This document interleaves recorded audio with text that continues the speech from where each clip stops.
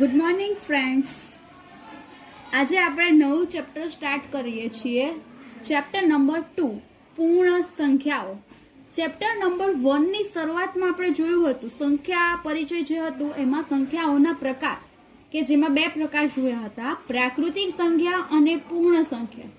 તો તમને પૂર્ણ સંખ્યાઓ વિશે થોડો ઘણો તો ખ્યાલ હશે જ, બરાબર છે ને? જે આપણે ચેપ્ટર 1 માં જોઈ ગયા છે એ જ વસ્તુ કરવાની છે. તો આ ચેપ્ટરમાં આપણે શું ભણવાનું છે એ તમને કહી દઉં હમણાંથી ટોપિક્સ, કે ચેપ્ટરમાં આપણે પૂર્ણ સંખ્યા જે છે એમના માટે પહેલા તો સંખ્યા રેખા જોવાની છે. સંખ્યા રેખા પર સરવાળા, બાદબાકી, ગુણાકાર. ત્યાર પછી આપણે કેટલાક નિયમો છે પૂર્ણ સંખ્યા માટેના, કેટલાક ગુણધર્મો, સંખ્યાના ગુણધર્મો, કે ક્રમનો નિયમ, જૂથનો નિયમ, વિભાજનનો નિયમ, સરવાળા માટે તટસ્થ સંખ્યા, ગુણાકાર માટેની તટસ્થ સંખ્યા, ત્યાર પછી ચોક્કસ પેટર્નની સમજ. આ બધા જે ટોપિક્સ છે એ આપણે આ ચેપ્ટરમાં ભણવાનું રહેશે, બરાબર છે? ચલો સ્ટાર્ટ કરીએ. પૂર્ણ સંખ્યાઓ. તો પૂર્ણ જે સંખ્યાઓ જે છે એની શરૂઆત કરતા પહેલા તમે પ્રાકૃતિક સંખ્યાથી તો પરિચિત છો જ. પ્રાકૃતિક સંખ્યા, કોઈ પણ સંખ્યા જે છે આપણે એમને કઈ રીતે બોલીએ? 1 2 3 4. તો એ જે સંખ્યાઓ છે એને શું કહેવામાં આવે? પ્રાકૃતિક સંખ્યા. 1 2 3 4 આ બધી છે આપણી પ્રાકૃતિક સંખ્યા છે. તો પ્રાકૃતિક સંખ્યા જે છે એને કેપિટલ N એટલે કે નેચરલ નંબરનો કેપિટલ N વડે દર્શાવવામાં આવે છે, બરાબર? ત્યાર પછી તમને પૂછે છે કે પ્રાકૃતિક સંખ્યામાં સૌથી નાની પ્રાકૃતિક સંખ્યા કઈ હશે? સૌથી નાની પ્રાકૃતિક સંખ્યા આવશે 1. અને સૌથી મોટી પ્રાકૃતિક સંખ્યા કઈ આવશે? તમે જોઈ શકો છો સૌથી મોટી પ્રાકૃતિક સંખ્યા અહીં તમે ચોક્કસ કહી જ નહીં શકો કે કઈ સૌથી મોટી આવશે, બરાબર? નાની વિશે હું કહી શકું છું 1 આવશે, કારણ કે 1 ની જો હું ડાબી બાજુ જાઉં છું તો મને કોઈ પણ સંખ્યા મળતી નથી પ્રાકૃતિક સંખ્યા માટે. તો સૌથી નાની 1. અને પ્રાકૃતિક સંખ્યાઓ કેવી છે? અનંત છે. એટલે કે અનંત મતલબ અસંખ્ય છે. એટલે સૌથી મોટી પ્રાકૃતિક સંખ્યા મળવી મુશ્કેલ છે. ત્યાર પછી જોઈએ આપણે પૂર્ણ સંખ્યાઓ, જે આપણું ચેપ્ટર છે એ. પૂર્ણ સંખ્યાઓ. તો પૂર્ણ સંખ્યાઓ એટલે આપણને ખબર જ છે કે 0 એટલે કે 0 વત્તા પ્રાકૃતિક સંખ્યા બરાબર મને શું મળશે? પૂર્ણ સંખ્યા. એટલે કે જે તમારો પ્રાકૃતિક સંખ્યામાં જો 0 નો ઉમેરો કરવામાં આવે તો મને પૂર્ણ સંખ્યા મળે છે. એટલે કે તમારી પૂર્ણ સંખ્યા કઈ આવશે? 0 1 2 up to dot dot dot અનંત સુધી. તો સૌથી નાની પૂર્ણ સંખ્યા કે તો તમારી કઈ આવશે? 0. અને સૌથી મોટી પૂર્ણ સંખ્યા કે તો આપણે ચોક્કસ કહી શકીશું નહીં, કારણ કે પૂર્ણ સંખ્યાઓ જે છે એ તો કેવી છે? અસંખ્ય, એટલે અનંત છે. એટલા માટે સૌથી મોટી પૂર્ણ સંખ્યા આપણે ચોક્કસ કહી શકીશું નહીં. તો પૂર્ણ સંખ્યા જે છે એને કેપિટલ W વડે દર્શાવવામાં આવે છે, એટલે કે હોલ નંબર્સ, બરાબર? પછી એક ઇમ્પોર્ટન્ટ રિઝલ્ટ છે. શું તમે કહી શકો છો બધી જ પ્રાકૃતિક સંખ્યા છે એ પૂર્ણ સંખ્યા છે?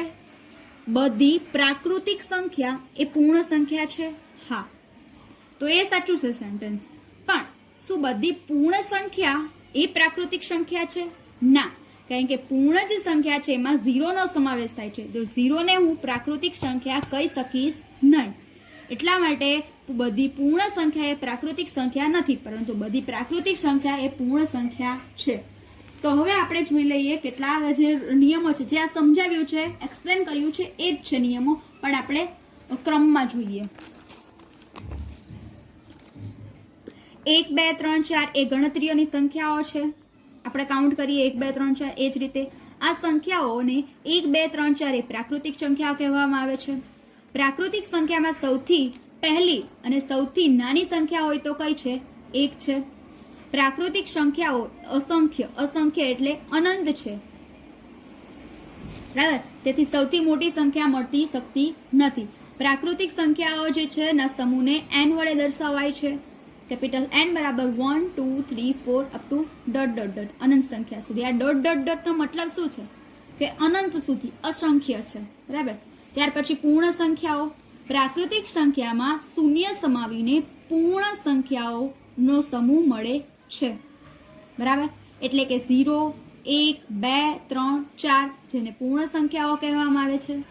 સૌથી પહેલી અને નાની પૂર્ણ સંખ્યા જે છે 0 છે અને પૂર્ણ સંખ્યાઓ અનંત એટલે કે અસંખ્ય છે, તેથી મોટી પૂર્ણ સંખ્યા મળી શકે નહીં. પૂર્ણ સંખ્યાઓના સમૂહને W સંકેત વડે દર્શાવવામાં આવે છે. W એટલે કે એને ઇંગ્લિશમાં જે છે વોલ નંબર્સ કહેવાય, એટલા માટે એનો સિમ્બોલ W છે. મતલબ 0, 1, 2, 3 અપ ટુ અનંત સુધી.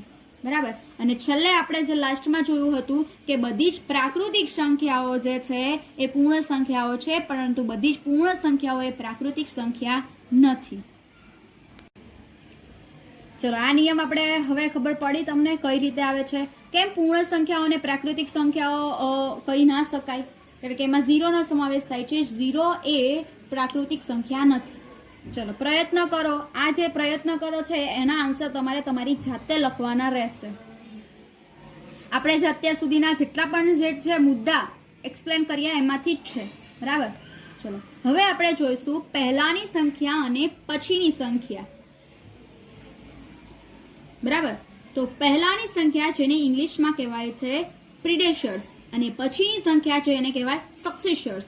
એટલે કે પહેલાની સંખ્યા એટલે કે પૂર્વવર્તી અને પછીની સંખ્યા એટલે પ્રતિવર્તી સંખ્યા. તમને કોઈ પણ એક સંખ્યા આપી દીધેલી હોય અને કીધું હોય કે આ સંખ્યાની પહેલાની સંખ્યા શોધો અને આ સંખ્યા જે છે એની પછીની સંખ્યા શોધો, તો તમે શું કરશો? એના માટે છે બે વ્યાખ્યાઓ છે એ જોઈએ.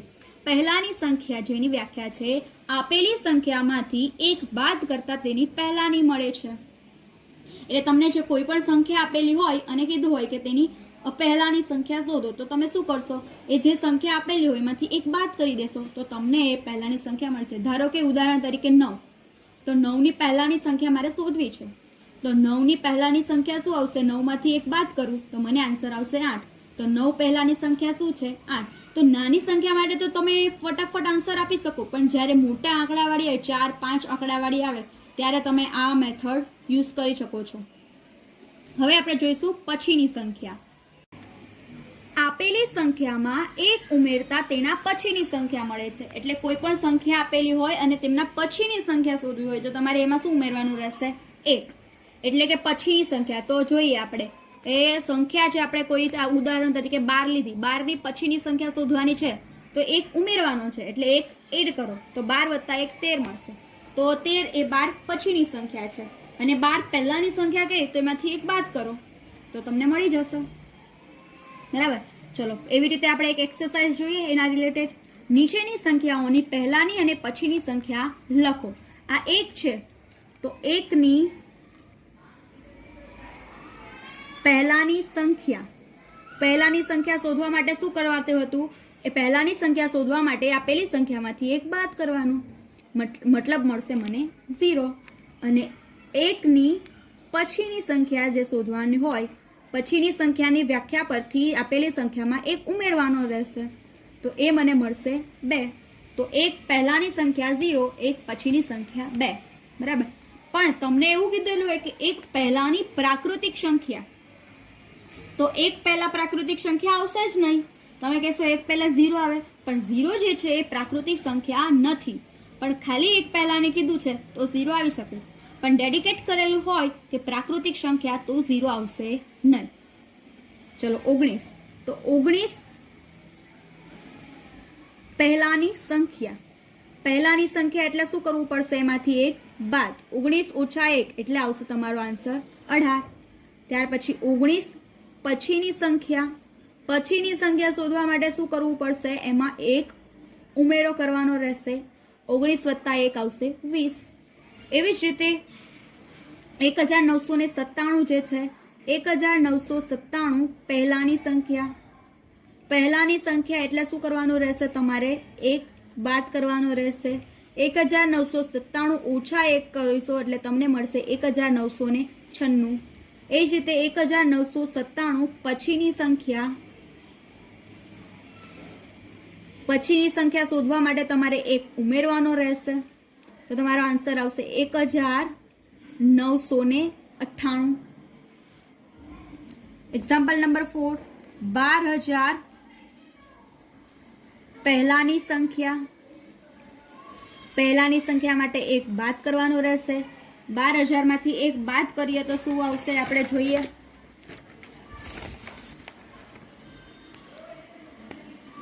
12,000 ઓછા 1, અહીંયા 0, 0 માંથી 1 બાદ ના થાય એટલે 0. બાજુવાળા પાસેથી આપણે દસકો લઈ લઈએ. 10 માંથી 1 જાય તો 9, 9, 9, 1, 1. તો શું આવશે 11,999 આવશે. ત્યાર પછી 12,000 પછીની સંખ્યા તો 12,000 વત્તા 1 તો તમારો આન્સર આવશે 12,001. 1,00,000 પહેલાની સંખ્યા તો તમારે શું કરવાનું રહેશે 1,00,000 જે છે એમાંથી શું કરવાનું રહેશે 1 બાદ કરવાનું રહેશે. તો જોઈએ આપણે 1,00,000 માંથી 1 બાદ કરીએ તો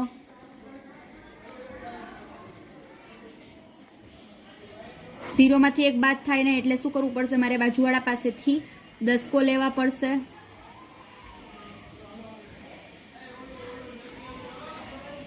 આ તો આપણે આવ્યું 99,999. 99,999. 1,00,000 પછીની સંખ્યા એટલે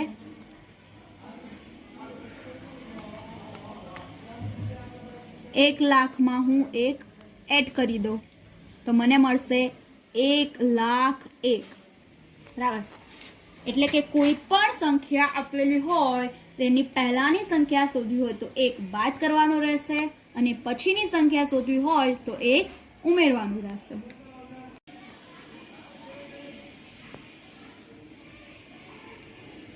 ક્વેશ્ચન જે છે કઈ પ્રાકૃતિક સંખ્યા પાસે તેના પહેલા આવતી સંખ્યા નથી. તો તમે વિચારો કે પ્રાકૃતિક સંખ્યા કઈ છે આપણી પાસે 1, 2, 3, 4 અપ ટુ અનંત સુધી. તો કઈ સંખ્યા એવી છે કે જેની પાસે તેની પહેલાની સંખ્યા નથી. તો તમે જોઈ શકો છો કે તમે 10 લઈ લો કોઈ પણ તો 10 પહેલાની સંખ્યા 9, 5 લઈ લો 5 પહેલાની સંખ્યા 4. તો એવી કઈ સંખ્યા છે આખી પ્રાકૃતિક સંખ્યા કે જેમાં પહેલાની સંખ્યા કોઈ આવતી જ નથી. 1 લો 1 ની પહેલાની સંખ્યા 0 પણ 0 તો પૂર્ણ સંખ્યા છે એ પ્રાકૃતિક સંખ્યા નથી. તો મને મળી ગઈ કઈ સંખ્યા છે કે જેની પાસે પહેલા આવવાની સંખ્યા મળતી નથી. તો 1 પ્રાકૃતિક સંખ્યામાં પાસે તેના પહેલા આવતી સંખ્યા નથી. કારણ કે 1 પહેલા તો 0 આવે છે પણ 0 તો શું છે 0 તો પૂર્ણ સંખ્યા છે પ્રાકૃતિક સંખ્યા નથી. એટલે કે પ્રાકૃતિક સંખ્યામાં એક જ એવો જે છે બરાબર અંક જે 1 કે જેના પહેલા કોઈ પણ સંખ્યા આવતી નથી. પ્રાકૃતિક સંખ્યામાં નાનામાં નાની સંખ્યા જ 1 છે એટલે કે એનાથી નાની કોઈ સંખ્યા મને મળી શકશે નહીં. બરાબર. તો આ થયું તમારું બધાનું ક્લાસ વર્ક. આ તમારે નોટમાં એક વખત સારા અક્ષરે લખવાનું રહેશે. Okay, good bye.